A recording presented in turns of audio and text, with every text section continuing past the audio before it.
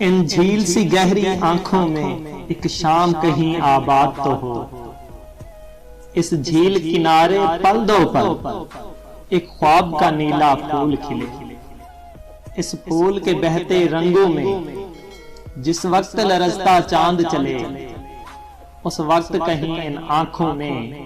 اس بسرے پل کی یاد تو ہو۔ ان جھیل سی گہری آنکھوں میں ایک شام کہیں آباد تو ہو، ان جھیل سی گہری آنکھوں میں ایک شام کہیں آباد تو ہو،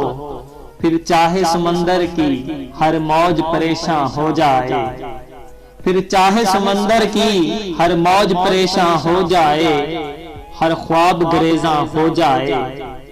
پھر چاہے پھول کے چہرے کا ہر درد نمایاں ہو جائے،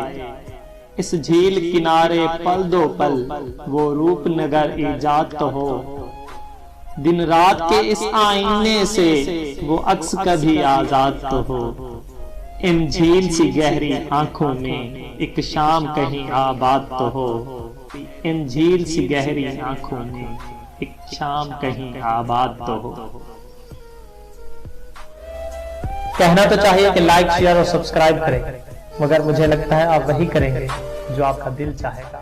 تو اس کے ساتھ ہی اپنے